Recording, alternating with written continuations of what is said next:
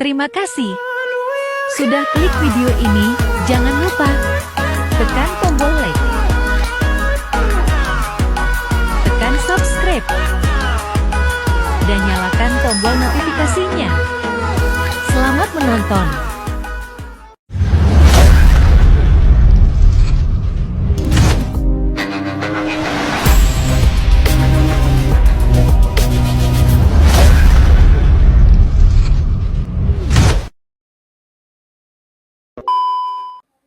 Di sini kami telah bersama dengan guru bimbingan konseling Madrasah Ibtidaiyah Al-Falah Huta dengan nama Bapak Agus Tori Biosaikal yang sebagai pembimbing guru di sini, anak-anak juga. Terima kasih kami ucapkan kepada Bapak guru bimbingan dan konseling yang telah berkenan meluangkan waktu. Perkenalkan, nama saya sendiri Zamzam Ramadan, dan teman saya sebelah kiri Mas Wahyu Rahman, dan sebelah kanan saya Angga Rizky Ramdhani dari kelas Pendidikan Teknologi Informasi, jurusannya dari Universitas Nurul Huda. Pada kesempatan kali ini kami ingin melakukan wawancara terkait bimbingan dan konseling di sekolah ini. Semoga wawancara ini dapat berjalan dengan lancar dan memberikan manfaat bagi kita semua. Mempersingkat waktu, di sini kami ada beberapa pertanyaan untuk Bapak mengenai sistem atau peran atau macam-macam di guru BK. Langsung saja pertanyaannya. Yang pertama, bagaimana peran dan tugas Bapak sebagai guru bimbingan konseling di Madrasah Ibtidaiyah ini? Baik, terima kasih sebelumnya dari teman-teman sekalian yang memberikan kesempatan kepada saya agar kita misalnya menyampaikan beberapa yang bisa dimanfaatkan nantinya di kemudian hari. Jadi mengenai pertanyaan yang disampaikan tadi, tapi kita itu harus tahu dulu ya.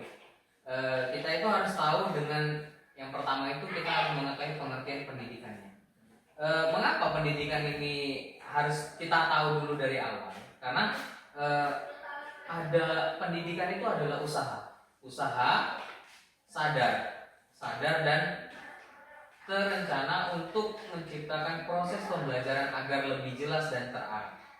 Ya, seperti dalam bimbingan konseling atau pendidikan yang ada di Indonesia ini, tentunya kita pasti ingin memberikan kepada peserta didik itu mengembangkan potensi dirinya. Makanya kita itu harus tahu dulu pengertian pendidikan itu bagaimana. Nah, untuk itu maka sebelum kita masuk kepada mengenai pertanyaan yang diajukan oleh teman-teman sekalian, maka kita harus tahu dulu dong.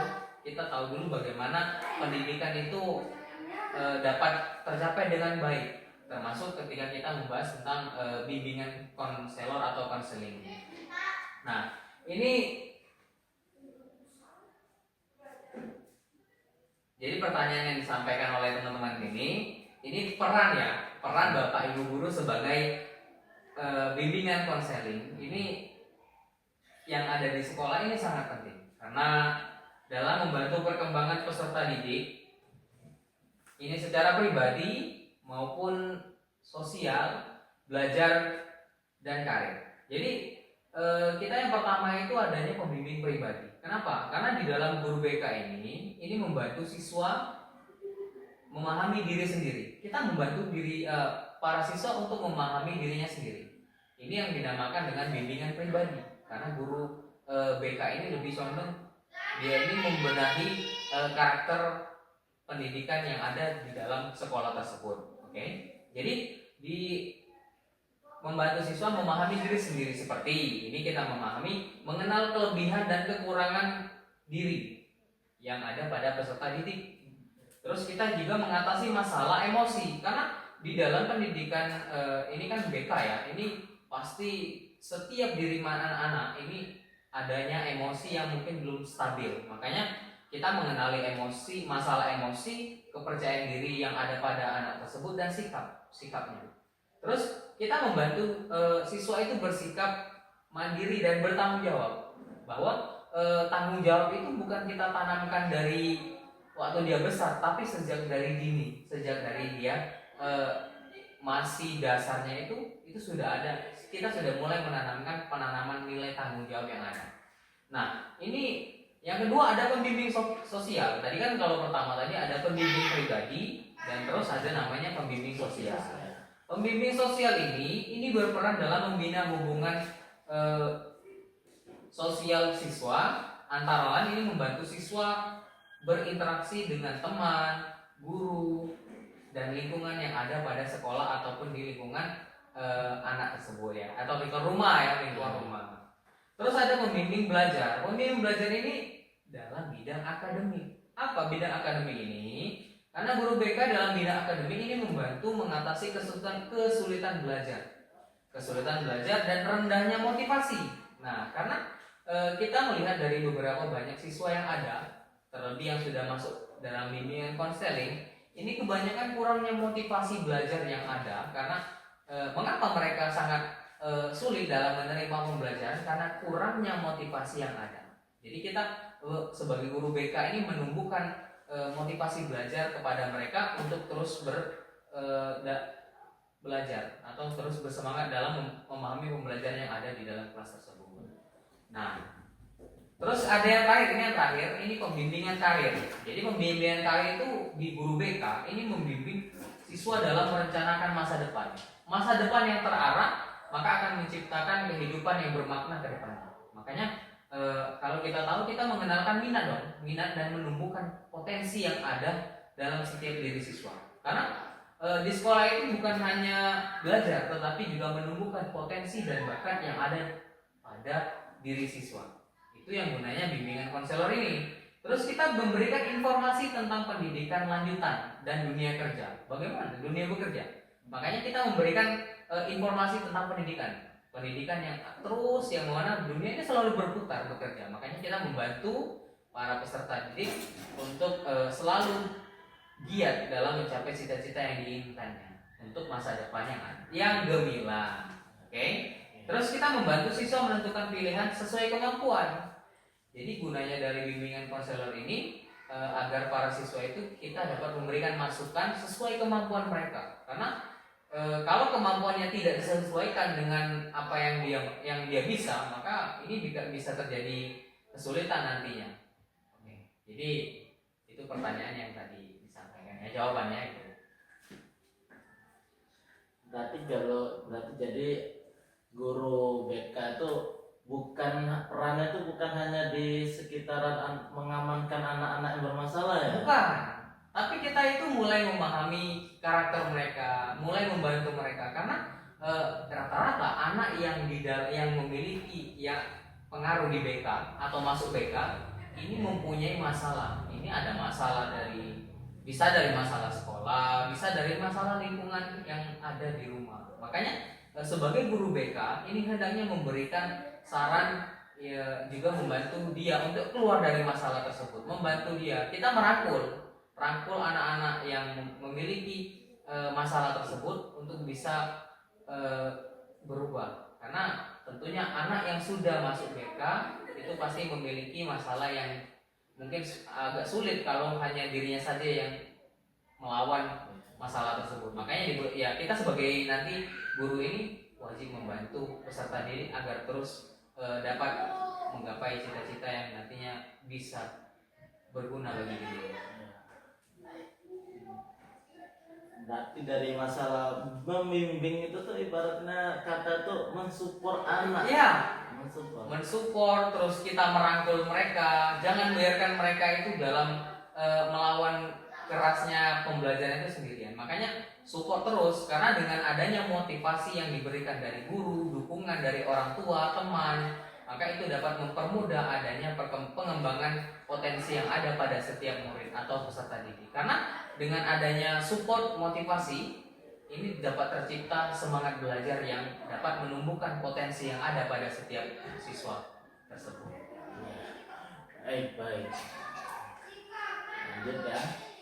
Jadi untuk pertanyaan selanjutnya ini masih berkaitan dengan peran tadi. Iya. Masih berkaitan dengan peran yang awal.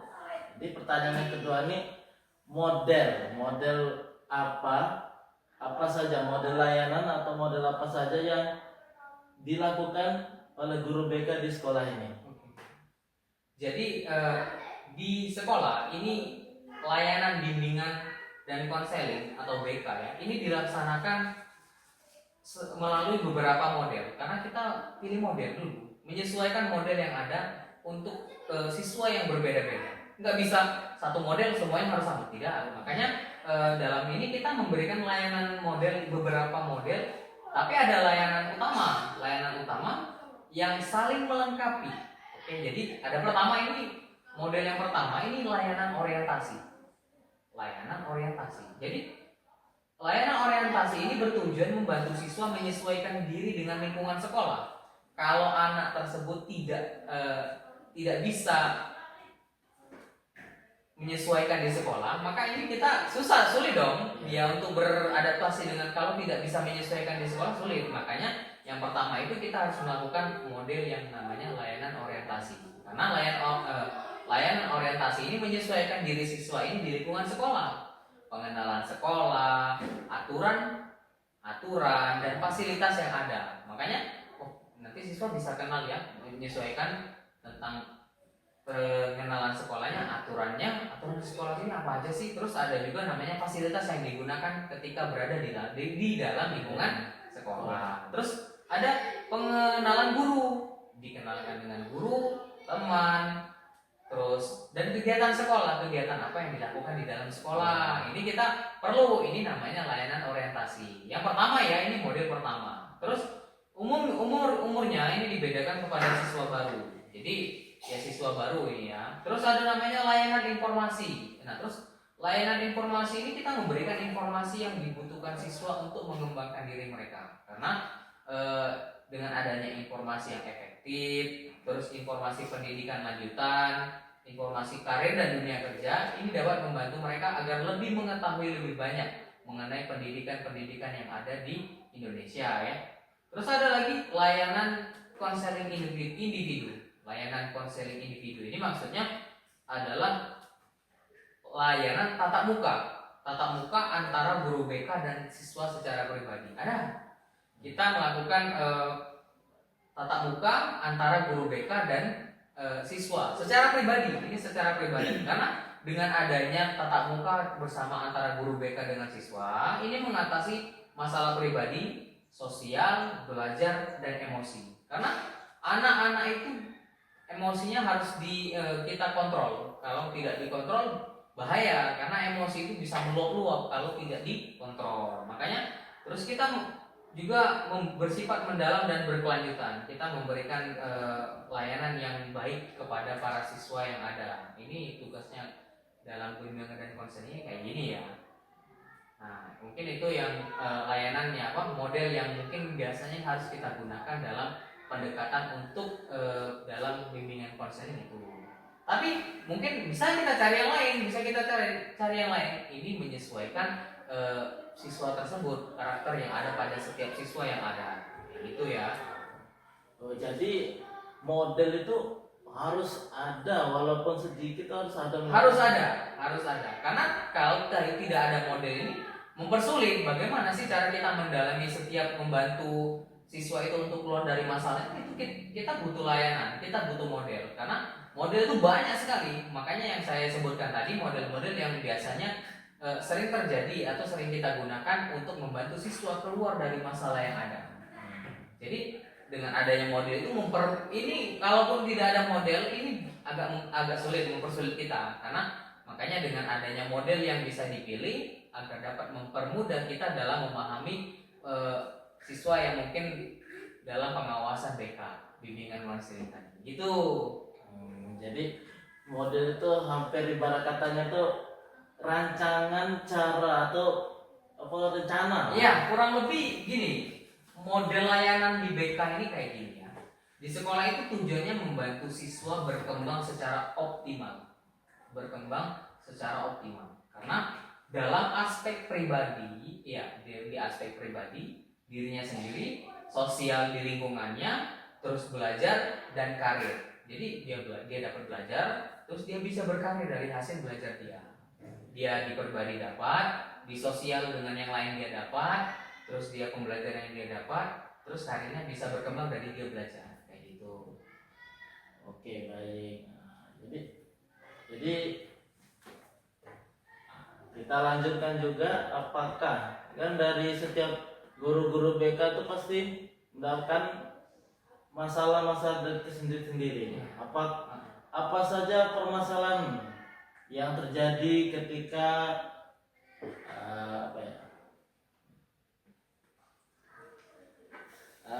permasalahan apa yang paling sering terjadi ketika menjadi guru BK di sekolah ini? Oke, jadi gini.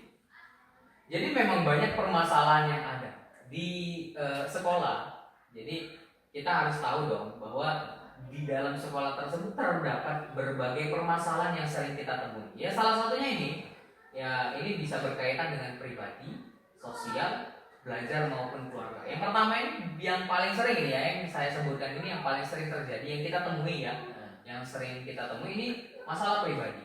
Masalah pribadi ini permasalahan yang berawal dari dalam diri siswa, dari dirinya dulu. Siswa ini biasanya ada punya masalah pribadi. Nah, masalah pribadi ini yang seperti apa, Pak? Ini kurang percaya diri, mudah cemas, stres, atau emosional. Ini terus sulit mengendalikan emosi, rendahnya motivasi dan disiplin diri, krisis identitas, terutama remaja. Itu yang pertama, ini dalam masalah pribadi. Nah, yang kedua itu masalah sosial. Masalah sosial ini berkaitan dengan hubungan dengan orang lain, interaksi dengan orang lain, interaksi dia dengan sama orang lain. Terus seperti konflik dengan teman sebaya, seumurannya, ini konflik sering terjadi konflik. Terus perundungan, bullying. Bullying itu memang sering kita temui ada. Kalau di dalam BK ini sering kita temui namanya bullying. Terus sulit bergaul atau menarik diri, perilaku agresif atau melanggar norma, terus pengaruh negatif di lingkungan pergaulan. Nah, yang terakhir ini ada juga masalah belajar. Nah, ini yang tiga ini yang saya sebutkan tadi ini merupakan yang paling sering kita temui. Kalau yang ketiga ini masalah belajar. Masalah belajar ini pengaruhnya prestasinya mempengaruhi prestasi siswa. Jadi kesulitan untuk memahami pembelajaran, nilai rendah atau prestasi turun, terus malas belajar atau menunda tugas, dan tidak memiliki strategi belajar yang efektif, serta kecanduan gawai atau game. Ini yang mungkin tiga ini paling sering ditemui di dalam sekolah. Masalah pribadi, masalah sosial, dan masalah belajar itu sudah lumayan lumrah kalau ada di sekolah ya. Jadi dari berbagai permasalahan yang tadi yang Bapak sebutkan itu, apakah ada faktor-faktor yang biasanya mempengaruhi yang dapat memunculkan masalah pada siswa tersebut?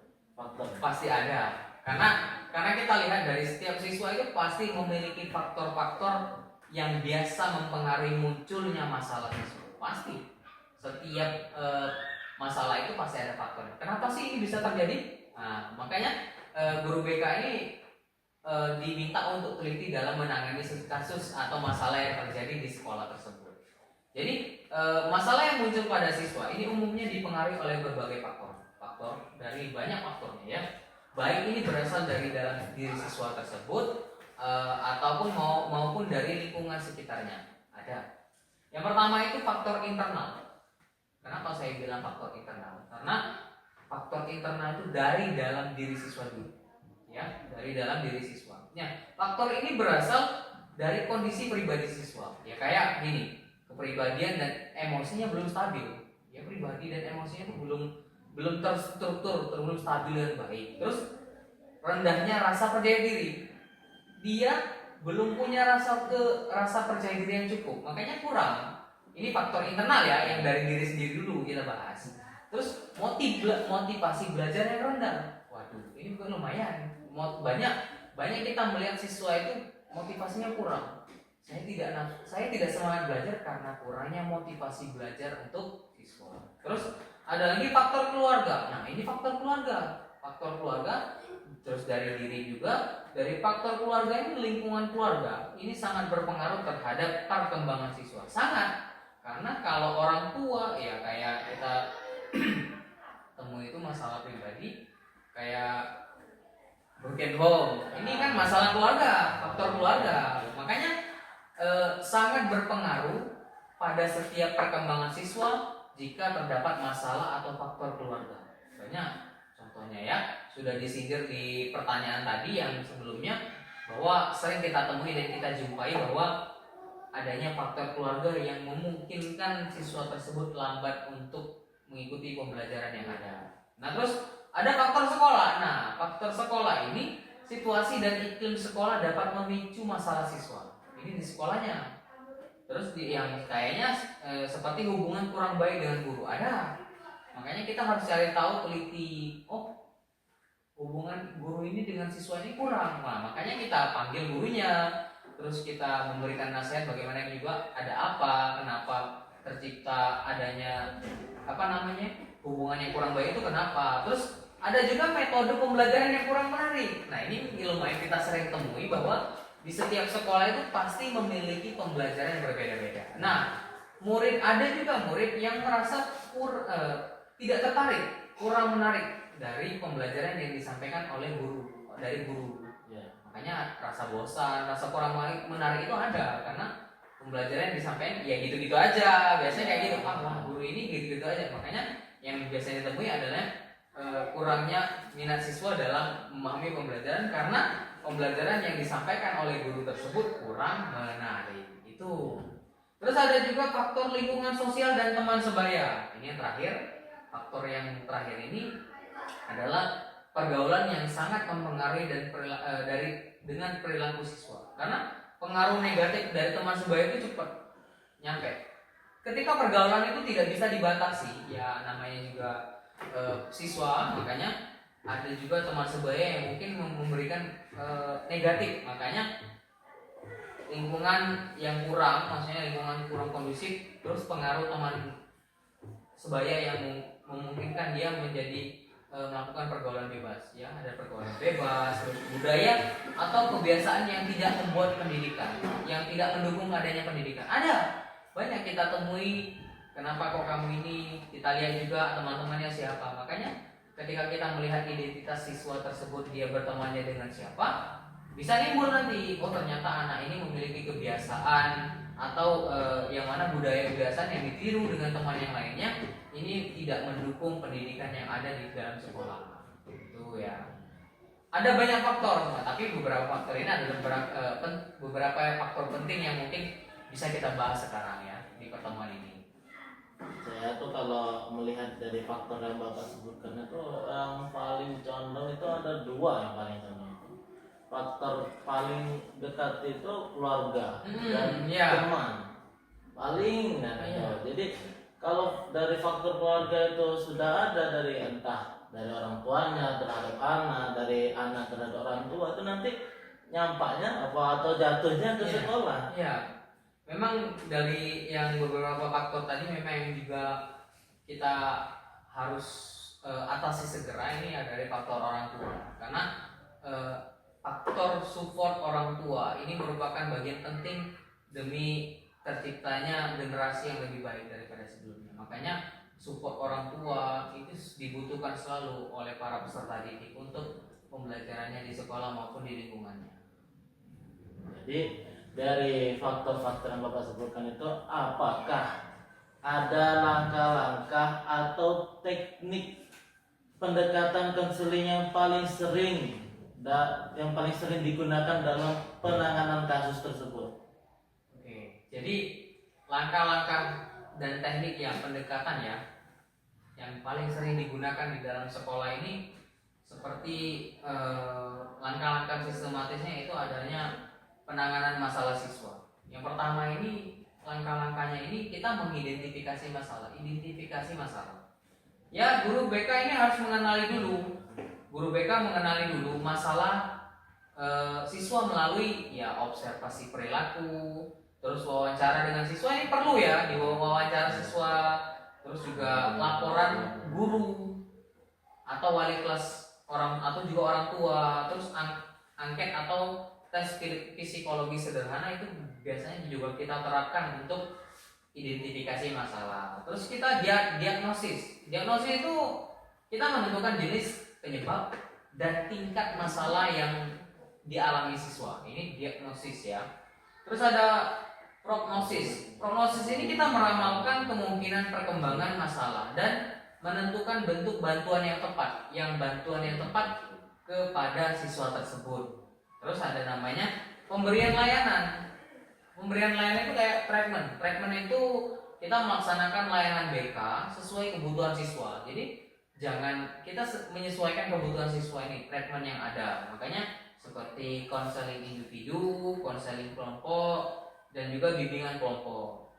Yang terakhir, ketika sudah melakukan identifikasi masalah dan beberapa yang lainnya ini, kita harus mengadakan evaluasi. Nah, evaluasi ini kita menilai efektivitas layanan yang telah diberikan dari guru BK kepada siswa tadi. Nah, apakah yang terjadi? Apakah adanya perubahan yang ada? Atau apakah terjadi perubahan perilaku? Terus apakah masalah kurang atau bisa teratasi? Ini kita perlu melakukan namanya evaluasi. Nah, terus setelah kita mengetahui dari evaluasi tersebut, makanya kita adanya tindak lanjut. Tindak lanjut itu kayak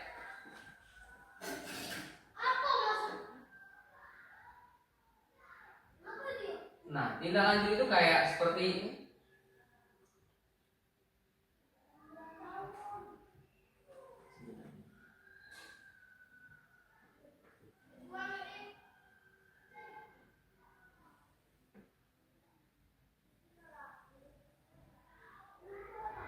Oke, sebelum lanjut tadi dari pasti ada ya. ya, Pasti ada langkah-langkah yang sulit dimasukkan untuk anak tersebut. Pasti ada. betul. Memang ada beberapa yang sulit. Makanya dengan adanya tindak lanjut tadi, kita perlu pendampingan lanjutan.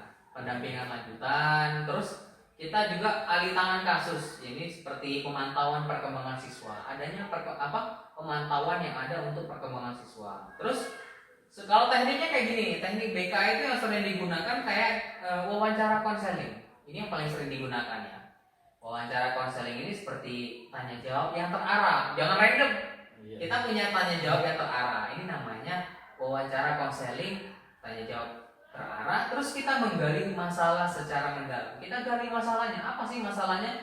Tapi secara mendalam kita ketahui dulu masalahnya. Ini namanya tanya jawab. Teknik-tekniknya kayak gini. Terus ada juga observasi. Observasi itu kita mengamati perilaku siswa di kelas atau lingkungan sekolah. Mengamati siswanya di kelas, terus lingkungan sekolahnya gimana. Ada juga diskusi dan role playing. Itu kita melatih keterampilan sosial serta membantu mereka untuk mengatasi konflik dan kecemasan. Yang terakhir, ini diperlukan tekniknya, ini kita memberikan nasihat dan motivasi, yang mana kita memberi penguatan positif kepada siswa tersebut, lalu membantu siswa mengambil keputusan dengan baik, memutuskan keputusan, kayak gitu mengambil keputusan.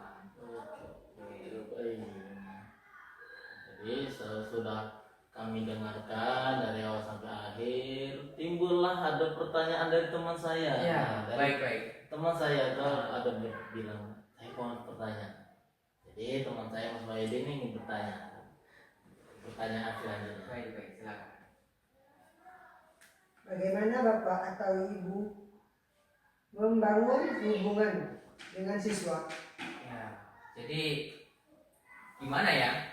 Kalau kita menjelaskannya sebagai para guru yang berkecimpung di dalam bimbingan konseling ini, kita harus membangun hubungan dengan siswa. Terus kita ini untuk membangun hubungan siswa yang baik, yaitu dengan siswa melalui sikap komunikasi. Sikap komunikasi ini sangat diperlukan ya, dan tindakan yang konsisten sehingga siswa merasa aman, dihargai, dan dipercaya. Yang pertama ini kita menunjukkan sikap ramah dan terbuka.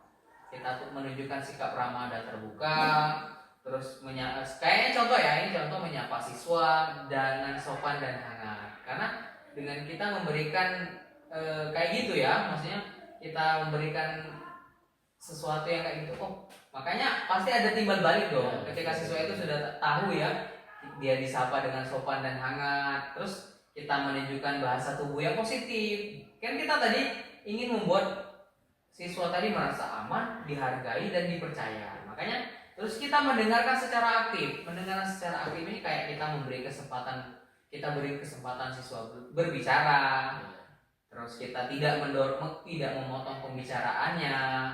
Ini bisa membantu kita menumbuhkan sikap ya, atau kita membangun hubungan antara guru dan siswa kayak gitu. Terus ada juga kita saling menghargai, menghormati dan menghormati siswa. Kita menghargai pendapat dan perasaan siswa. Terus tidak merendahkan atau mempermalukan siswa, serta memperlakukan siswa secara adil dan tanpa pilih kasih. Mungkin itu ya, mungkin yang itu yang bisa kami berikan penjelasannya mengenai bagaimana cara membangun hubungan antara guru dan siswa menjadi lebih baik. Nah, Mungkin masih ada pertanyaan? Satu lagi. Masih Oke. ada satu lagi. Apa tantangan terbesar dalam menangani permasalahan siswa? ya, jadi dalam penanganan kasus siswa ini, guru BK ini tidak bekerja sendiri. Kami nggak bekerja sendiri. Jadi biasanya ada beberapa pihak lain yang dilibatkan. Ya kayaknya kita ini melihat dari tergantung jenis masalah dan tingkat masalah yang dihadapi siswa.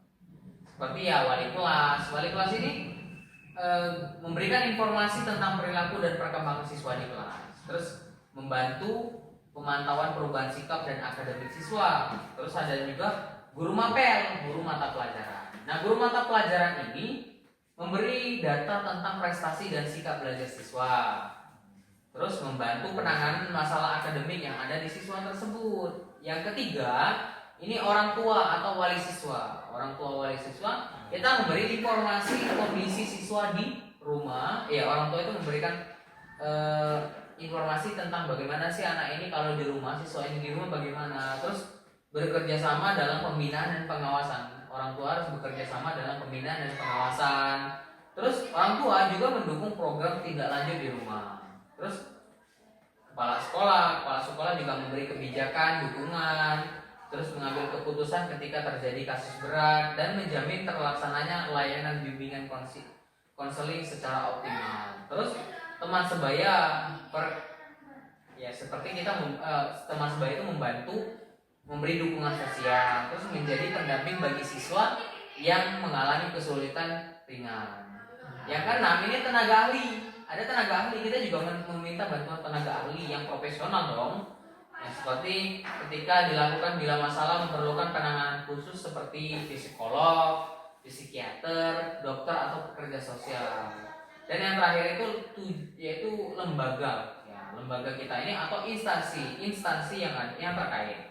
Karena untuk kasus tertentu seperti ini kita butuh lembaganya, seperti puskesmas atau rumah sakit, terus lembaga perlindungan anak dan pihak berwenang jika diperlukan. Ya. Jadi dari pihak-pihak tersebut, dari orang tua, dari guru sendiri, dari orang lain maupun pemerintahan, apakah tantangan terbesar dalam menangani permasalahan siswa? Oke.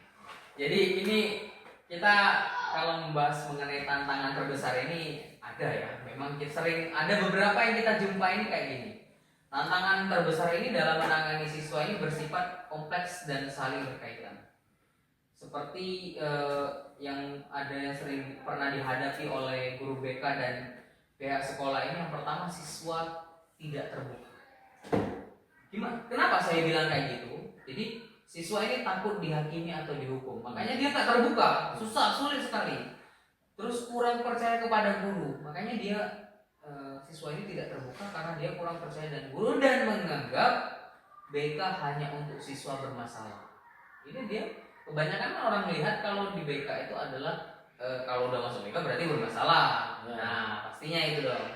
Terus dampaknya bagi mereka ini sulit dampaknya bagi BK juga dan sekolah termasuk siswa tersebut, ini kita sulit menggali akar masalah. Akar masalah itu kita sulit mencari akar masalah itu gimana, karena siswa ini tidak terbuka. Terus yang kedua, ini masalah yang berasal dari keluarga. Nah, masalah yang berasal dari keluarga ini konflik keluarga yang berkepanjangan, panjang, perseteruan, maksudnya adanya permusuhan atau konflik yang panjang berkepanjangan. Terus kurangnya dukungan orang tua, ini yang membuat siswa tersebut agak sulit dalam, kalau di sekolah yang kayak gini yang sering masuk BK karena juga kurang dukungan orang tua. Terus ini kondisi ekonomi dan pola asuh yang bermasalah. Ekonominya ya banyak kan kita temui, yang sering kita temui dengan ekonomi yang pas-pasan, ini juga ikut menjadi masalah yang tantangan besar yang ada. Oke. Terus kita yang ketiga itu pengaruh lingkungan dan media. Ya, jadi ada pergaulan negatif, terus kecanduan gadget, game dan media sosial, terus paparan konten yang tidak sesuai dengan usia. Itu banyak terjadi. Yang terakhir itu keterbatasan waktu dan jumlah guru BK juga bisa menjadi tantangan terbesar kita untuk menangani. Seperti jumlah siswa yang banyak masuk BK, banyak sekali ya. Terus ada guru BK yang terbatas, serta waktu konseling itu tidak ideal karena dampaknya ini penanganan kurang maksimal. Oke. Ya. Apakah Mas Angga Rizky ada pertanyaan? Ada. Silakan bertanya, mungkin kita Baik, masih dengan saya guru BK. ingin bertanya bagaimana kerjasama antara guru BK dan guru lain atau orang tua. Oke, jadi kerjasama ya antara guru BK dan guru lain ataupun orang tua ini sangat penting agar penanganan masalah siswa ini berjalan dengan efektif, konsisten dan berkelanjutan. Yang pertama ini kita kerjasama guru BK dengan guru mata pelajaran dan wali kelas ya. Kita bentuk kerjasama, yaitu kita pertukaran informasi tentang sikap, kehadiran dan prestasi siswa. Terus ada juga rapat koordinasi serta kolaborasi penanganan kasus, misalnya strategi belajar atau pembinaan sikap. Tujuannya ini kita menyelaraskan pembinaan dan layanan BK, mencegah masalah berkembang menjadi lebih berat. Terus yang kedua ini kita kerjasama guru BK dengan orang tua. Ya, bentuk kerjasamanya seperti komunikasi intensif lah ya. Tatap muka, terus bisa lewat telepon ataupun pesan. Juga bisa pertemuan orang tua. Ketika pertemuan orang tua kita membahas perkembangan dan masalah anak. Ya, tujuannya kita menyamankan persepsi dan tindakan. Terus kita menciptakan lingkungan yang mendukung perkembangan siswa. Ini ya. Dan kesimpulannya pada yang dipertanyakan oleh teman-teman, ini kerjasama yang baik antara guru BK dan guru lain ataupun orang tua ini menciptakan pendekatan terpadu dalam mendampingi siswa sehingga masalah dapat diselesaikan secara lebih cepat dan tepat. Oke. Dari pertanyaan tadi, apakah ada lagi yang masih ada janggal di dalam hati? Ada satu lagi. Apa saran Bapak atau Ibu bagi mahasiswa sebagai calon guru atau konselor? Ya, jadi ini saran dari kami ya, yang mungkin sudah kita pernah dari tadi kita membahas mengenai perkembangan yang ada dalam bimbingan konselor dan BK. Ini pesan untuk mahasiswa-mahasiswa. Jadi sebagai guru BK ini sebenarnya kita harus siap menghadapi dunia pendidikan, karena kecemburuan di dunia pendidikan dan pendampingan siswa secara profesional. Yang pertama juga kita membangun kepribadian yang matang ya. Ya, kita menjadi pribadi yang sabar, empatik, dan rendah hati, mampu mengendalikan emosi. Jadi kita mampu mengendalikan emosi dan tidak mudah menghakimi. Menjadi teladan dalam sikap dan perilaku. Kita menguasai ilmu dan keterampilan. Ya, ilmu keterampilan BK, terus kita memahami teori BK, perkembangan peserta didik, dan etika profesi. Terus kita juga menjaga etika dan profesionalisme, maksudnya kita menjaga kerahasiaan klien kita itu siswa, kita sebagai BK dan klien itu adalah siswa. Kita menjaga kerahasiaan klien, bekerja sesuai dengan kode etik konselor, terus kita mengetahui batas peran dan kapan harus menuju ke ahli. Terus yang keempat, kita membangun hubungan yang baik dengan siswa. Jadilah pendamping, bukan penghukum. Ciptakan rasa aman dan nyaman bagi siswa dan bangun kepercayaan sejak awal. Karena kita meningkatkan kemampuan komunikasi, mampu berkomunikasi dengan siswa, guru, dan orang tua. Terus kita menggunakan bahasa yang santun. Gunakan bahasa yang santun, jangan gunakan bahasa yang kasar kepada siswa maupun orang tua, dan yang mudah dipahami oleh para siswa. Terus yang terakhir itu perkuat nilai kemanusiaan dan kepedulian. Karena kita melayani dengan hati dan keikhlasan. Kita melihat setiap siswa sebagai individu yang unik. Kita melihat siswa itu sebagai individu yang unik. Terus percaya bahwa setiap siswa itu bisa berkembang. Kita harus percaya bahwa setiap siswa itu dapat berkembang dan memiliki potensi bakat yang baik. Gitu. Jadi menjadi guru atau konselor ini bukan sekedar profesi ya. Jadi menjadi guru terlebih dalam bimbingan konselor ini bukan sebagai profesi, tetapi ini panggilan untuk membimbing dan memanusiakan manusia. Membimbing dan memanusiakan manusia. Karena mulailah kita punya niat yang baik, kompetensi yang kuat, dan hati yang tulus.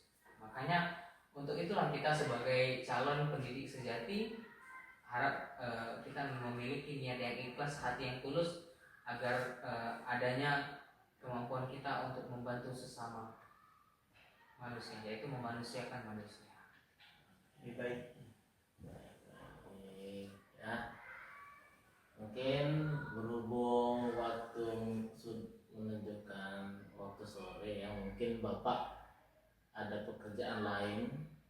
Jadi kami cukupkan dari sini saja. Dengan demikian seluruh rangkaian wawancara yang telah kami lakukan dapat disimpulkan bahwa peran guru bimbingan dan konseling sangat penting dalam membangun peserta didik, baik dalam aspek pendidikan, akademik, pribadi, sosial maupun perencanaan masa depan untuk anak-anak.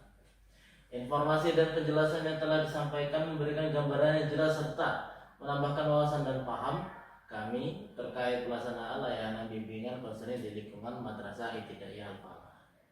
Kami mengucapkan terima kasih kepada Bapak yang sebesar-besarnya selaku narasumber yang telah meluangkan waktu, tenaga, serta pikirannya untuk memberikan informasi yang sangat bermanfaat untuk kita semua. Untuk kami juga, kami menyadari bahwa dalam pelaksanaan wawancara maupun penyusunan laporan ini masih terdapat kekurangan dari segi pengucapan, pelafatan, dari segi bahasa penyajian maupun kelengkapan isi. Oleh karena itu, kami dengan rendah hati memohon maaf atas segala kekurangan tersebut. Besar harapan kami agar hasil wawancara ini dapat memberikan manfaat bagi pembaca serta menjadi bahan pembelajaran dan referensi dalam memahami peran dan fungsi guru bimbingan dan konseling di sekolah. Semoga kerjasama dan kebaikan yang telah diberikan kepada kami mendapatkan balasan yang terbaik. Atas perhatian dan ketersediaan Bapak atau Ibu, jika ada, kami ucapkan terima kasih. Oke, sekian dari kami bertiga, Bapak. Ya. Lebih kurangnya kami mohon maaf. Kepada Allah kami mohon. Sekian ya teman-teman, demikian kami yang dapat kami sampaikan. Jadi inilah video wawancara guru bimbingan konseling di Madrasah Ibtidaiyah Al-Falah Putar. Nah, kalau mau lebih lanjut bisa datang ke sini. Alamat Desa Putar, Kecamatan Gelombang, Kabupaten Muara Enim, Sumatera Selatan. Jadi lokasinya di Desa Putar, Gelombang. Oke, cukup sekian dari kami. Lebih kurangnya kami mohon maaf. Kepada Allah kami mohon ampun. Kami akhiri. Wassalamualaikum warahmatullahi wabarakatuh. Waalaikumsalam warahmatullahi wabarakatuh.